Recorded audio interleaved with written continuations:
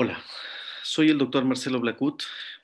Hoy día les voy a hablar sobre lo que son los cuidados paliativos no oncológicos en cardiogeriatría.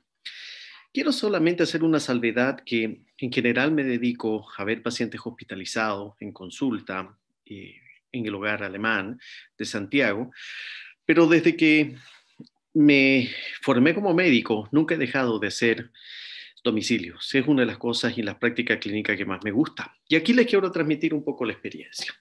Manejo paliativo, ya sea en una clínica, hospital o en casa.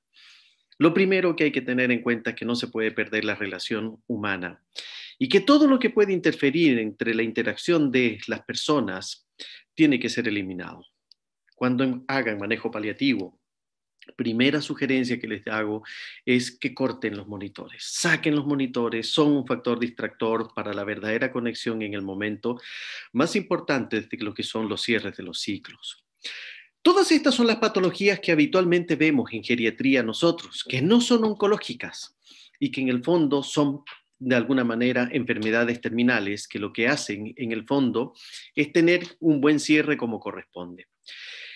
Aquí les voy a dejar un ejemplo clásico de lo que normalmente me toca ver. Este es don Carlos, es una persona que tiene 93 años, que está absolutamente lúcida, pero cada vez que nosotros enfrentamos a un paciente como don Carlos, no estamos enfrentando a un ser humano solo. ¿Qué es lo que estamos viendo nosotros? Esto. Esta es la interacción intergeneracional que tienen las personas.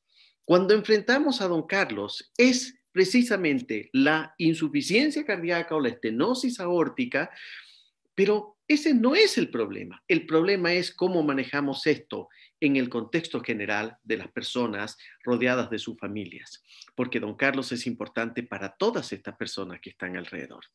Esa es la geriatría. Yo sé que la mayoría se mueven en un mundo geriátrico, pero tratan de abocarse a algunos específicos órganos. Nosotros obviamente hacemos lo que tratamos de abarcar la generalidad.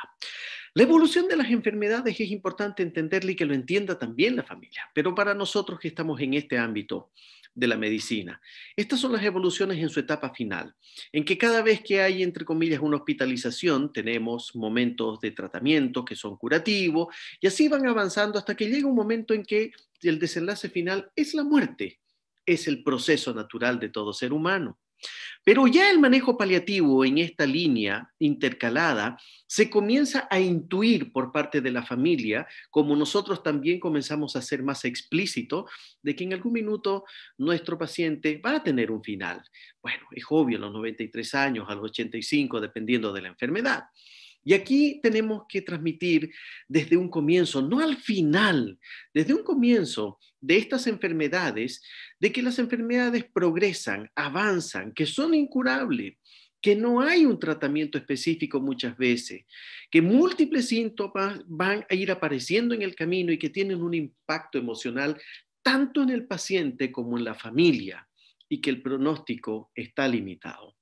Don Carlos es un hombre de 93 años con una insuficiencia cardíaca terminal, en que prácticamente tiene una fracción de eyección de 30% y que lo único que hace es intercurrencias de hospitalizaciones por descompensaciones porque su fragilidad es extrema. Estos son los temas que debemos abordar en forma muy prudente, no maleficencia, beneficencia y la autonomía. No podemos causar daño a las personas a medida que las enfermedades progresan. Y una forma de causar daño es comenzar a probar cosas por si acaso. ¿Por qué? Porque hay una presión, no solamente por parte del paciente, sino también de la familia. Pero nosotros que somos quienes manejamos la información médica y el mundo científico, que sabemos que esto tiene un límite, es quienes tenemos, entre comillas, la obligación moral de decir que sí vamos a hacer, pero vamos a evitar causarle daño por andar probando cosas. La idea es producirle el mayor beneficio posible a los pacientes en sus etapas finales de las enfermedades. Pero esto no puede ir de la mano de algo que se llama romper la autonomía. Al contrario, debe ser nuestro paciente, si está competente, lúcido, quien deba tomar la decisión y la autonomía de poder definir las conductas médicas para que trabajemos juntos, entre todos. ¿Por qué las patologías no oncológicas no están en programas paliativos? Muy fácil. A diferencia de las patologías oncológicas, nunca en estas patologías como la demencia, la insuficiencia cardíaca o la cirrosis, etcétera, no oncológicas, no sabemos cuándo van a terminar. No podemos predecir en tiempo. Hay muchas escalas que se han utilizado, pero las grandes escalas son proyecciones de muchos años y de sobrevivencia a años. Ese no es el tema. El pronóstico nunca podrá ser tan preciso como las patologías oncológicas. ¿Cuáles son las patologías más frecuentes que vemos en el manejo paliativo desde el punto de vista de la cardiología? Toda esta mezcla de cosas, la fibrilación con la insuficiencia cardíaca, una disección aórtica en alguien que no tiene indicación quirúrgica o que tiene muchas contraindicaciones quirúrgicas, o una estenosis aórtica que no cumple criterios para poder hacerse dicho procedimiento, etcétera. Pero en este mundo se mueve. La mayoría de estos pacientes que pueden tener, obviamente, una etapa final de la enfermedad, tienen estos síntomas. Y es aquí donde se concentra el manejo paliativo de la cardiogeriatría, en la disnea, el dolor, la fatiga, la depresión, la ansiedad, el delirium, la caquexia como tal. ¿Cuándo hablamos de un paciente para manejo paliativo no oncológico? Cuando la enfermedad ha progresado y no hay vuelta atrás. Cuando los pacientes han tenido múltiples hospitalizaciones a raíz de la misma enfermedad. Entonces, claro, al comienzo son cada 6 meses, después son cada 3 meses, después es casi semanal. Eso es una múltiple hospitalización o múltiples consultas en servicios de urgencias o en las casas, etcétera. Prácticamente ha llegado a la progresión final de la enfermedad en que se está haciendo inmanejable la situación. Cuando los pacientes han generado dependencia total a raíz de cada hospitalización y en la progresión de la enfermedad, se vuelven más dependientes. Hay que bañarlos, hay que vestirlos, hay que darles de comer. Así empieza el proceso de lo que es paliativo. La desnutrición, hay parámetros como los que menciono aquí. Haber perdido un 10% en los últimos 6 meses o tener una albúmina sérica menor a 2,5 gramos por decilitro. Algunos números nos dan algunos indicios, pero lo que comanda la gran decisión de los criterios sigue siendo la evolución en el contexto general de los pacientes en su dependencia. Lo primero que tenemos que hacer es formar un equipo multidisciplinario para poder apoyar al paciente, a la familia y entre todos nosotros para poder manejar a este paciente en lo que es paliativo. Una de las cosas que en la práctica clínica para mí ha sido imprescindible es obtener la confianza de las familias y obviamente del paciente, principalmente del paciente. Pero esa validación normalmente la da el subespecialista. En el caso de cardiología es una de las cosas que para mí es imprescindible. Yo cuando voy a hacer un manejo paliativo en un domicilio, lo primero que hago es hablar con el cardiólogo tratante y pedirle al cardiólogo que me valide. ¿Cómo se valida uno? Le pide toda la información necesaria. Pero lo más importante, le pregunta al cardiólogo, ¿cuánto ha conversado de que esto es fin de vida y que probablemente esta enfermedad pueda durar semanas o meses, pero que va a terminar dentro de poco, dentro de un manejo paliativo? Y normalmente ellos dicen, sí, lo hemos conversado, tal vez no tan explícitamente porque no sabemos, porque mira, se compensa, se descompensa, entonces es difícil, lo entiendo perfectamente. Simplemente quiero saber si se ha conversado con la familia esto. Les aconsejo que busquen la validación. Y esto es simplemente una llamada al cardiólogo y decirle, doctor, yo voy a manejar el paciente desde el punto de vista paliativo, pero le pido que le avise a la familia que vamos a hacer todo lo que usted me está encomendando a mí hacer en el manejo paliativo de la patología que tiene don Carlos. Eso facilita muchísimo los temas de confianza y la parte práctica en el momento de tener que tomar decisiones, que es aquí a donde vamos a llegar en el proceso de la validación. El tratamiento de mantención es el de siempre. No hay por qué ni para qué innovar. Si está con vasodilatadores, si está con un tipo de diurético, no hay que hacer grandes modificaciones. ¿Por qué? Porque el tratamiento de mantención en las enfermedades crónicas siguen siendo los mismos. Simplemente que se pueden ir ajustando de acuerdo a la necesidad y a la evolución de la enfermedad. Lo clásico, una insuficiencia cardíaca con una fracción de eyección de 18% en un paciente Obviamente que lo primero que hace el paciente es tener congestión y anasarca. Aquí les estoy dando un número que es un poco rudo. Dar furosemida hasta 400 miligramos suena utópico. Aquí no hay ciencia que valga. Aquí no hay nada validado o invalidado. En manejo paliativo, lo primero es beneficencia. El paciente necesita la ayuda absoluta de ustedes como profesionales y los que tienen la autorización científica, moral y ética de ayudarlo a que no se congestione, que no sufra por congestión, que no sufra de una insuficiencia respiratoria. Aquí es donde la acción es para ayudar. Obviamente 400 miligramos no estamos habituados. Le estoy dando un ejemplo. No existe un límite, el límite lo da el beneficio que tiene el paciente. Ya, pero es que le puedo causar más daño renal, ese no es el tema. Que el paciente está sufriendo por sensación de ahogo. Eso es lo importante. Si falla un poco más el riñón o un poco menos, eso no duele, pero la sensación de ahogo, un paciente que está muriendo, obviamente que no es conversable, debemos actuar. Es un ejemplo. El dolor, los pacientes con insuficiencias cardíacas terminales experimentan dolor por todas estas causas que ustedes están viendo acá. El edema, etcétera, la congestión, el paciente que se queja de dolor abdominal y lo que tiene es una tremenda hepatomegalia que le comprime prácticamente el estómago, que solamente tolera las sopitas, etcétera. Es ahí donde nosotros actuamos. Aliviamos del dolor, aliviamos de la congestión. El tema de la anorexia, a medida que va pasando el tiempo, los pacientes no comen por la enfermedad. La familia presiona porque lo único que quiere es que el paciente coma, porque considera que con comer el paciente se va a sentir mejor. No es así, ese es otro concepto que hay que explicarle mucho a la familia. Si el paciente no quiere comer, no podemos obligarlos. Lo más importante es hacer entender a la familia que no se va a morir de hambre, va a fallecer por una causa orgánica, pero no de hambre ni de sed. Lo más importante es hacer entender que la alimentación es por confort. Si el paciente pide una barra de chocolate o un helado, se lo daremos. Sí, pero es que no se está alimentando si no queremos que mejore, queremos que se alivie. Transmitir permanentemente este concepto. Aquí les pongo dos ejemplos de fármacos que podrían, en un proceso más o menos largo, ayudar en estimular el apetito. La olanzapina, que es un antipsicótico, produce mucha sedación. Tengan mucho cuidado. Yo personalmente lo utilizo casi nunca, pero está descrito en la literatura que ayuda. Si van a utilizar esto en pacientes de cardiogeriatría, usen dosis ínfimas de olanzapina. La pastilla más pequeña es de 5 miligramos.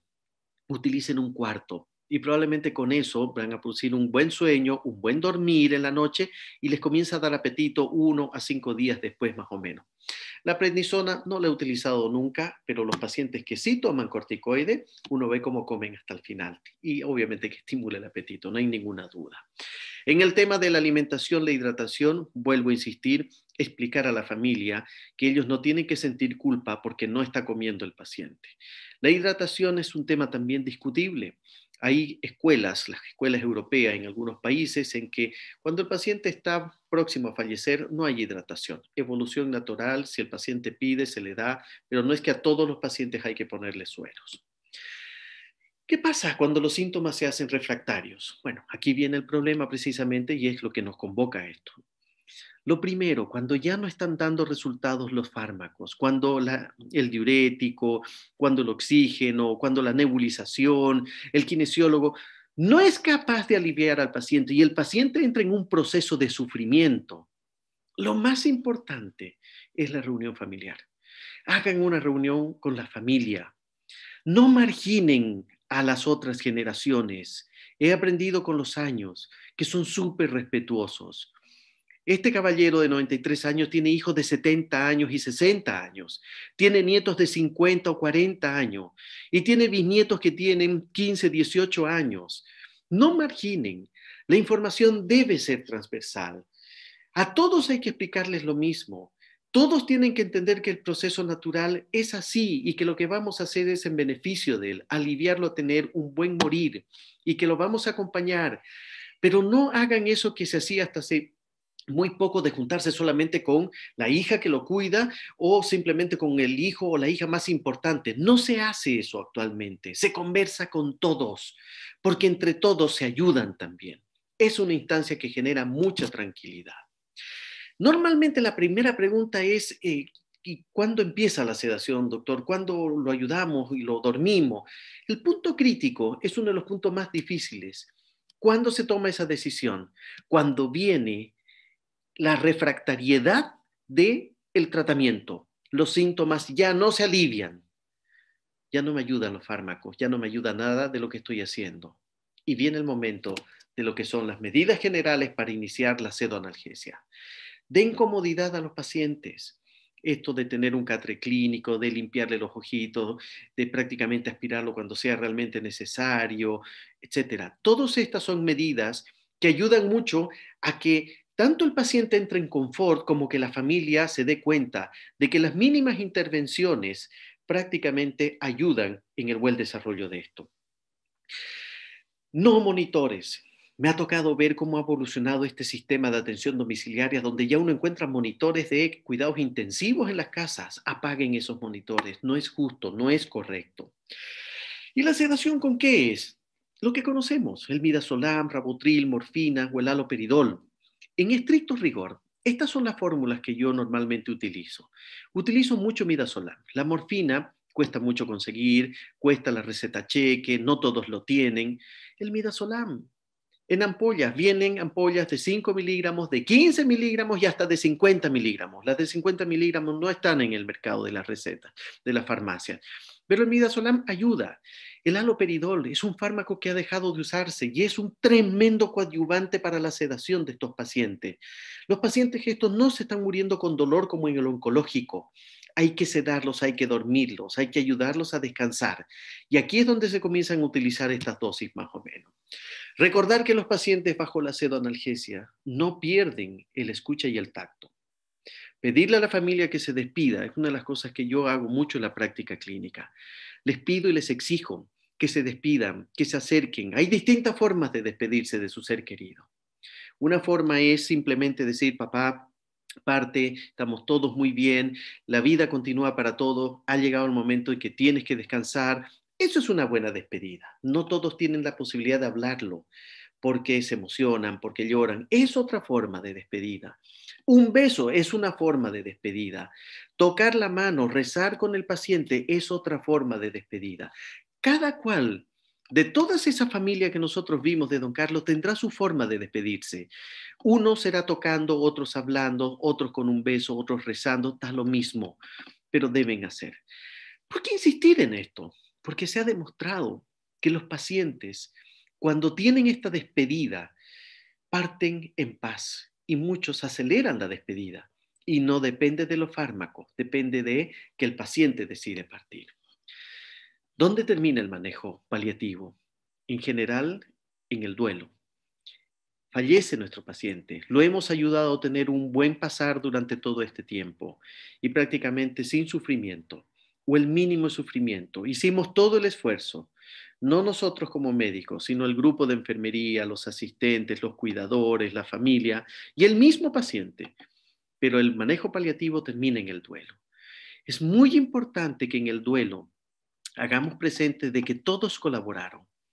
Desde el nieto que ayudó a cambiar un pañal o que traía un vaso con agua, todos ayudaban. Por eso es que en el fin de vida todos deben estar involucradas, todas las generaciones. Una de las cosas más importantes es el nuevo concepto en el proceso de muerte, que es un proceso natural, no es un tabú. Todos acompañen, pero que no sufran nuestros pacientes. Eso es lo que todos queremos. Uno de los consejos para terminar esta presentación, que también he aprendido en el tiempo, es el tema de las condolencias. Las condolencias hay que hacerlas, hay que darlas siempre. Yo personalmente, cuando he tenido pacientes durante mucho tiempo de acompañamiento, tengo la suficiente confianza como para dar las condolencias ese rato por teléfono. En general, tal vez cometo un error de orden social, no lo sé, no me gusta mucho ir a los funerales de ellos, no participo de esas cosas, es una cuestión personal, pero sí me doy el tiempo de mandar un audio por un WhatsApp que se puede repartir entre toda la familia, en el cual involucro y agradezco la confianza a cada uno de los integrantes de la familia por haber acompañado en un final con un cierre lo más armónico que se pueda, en un paciente sin sufrimiento y que tuvo la opción de la pseudoanalgesia. háganlo, creo que es una de las cosas más importantes. Con esto termino, les agradezco mucho la posibilidad de poder transmitirles esta experiencia y Dios quiera que puedan practicarla. Una de las cosas que a mí me llena mucho en la medicina es acompañar a los pacientes geriátricos a tener un buen morir con una familia muy armónica en sus propias casas, que es donde yo creo que la mayoría deberíamos poder terminar nuestro ciclo. Muchas gracias.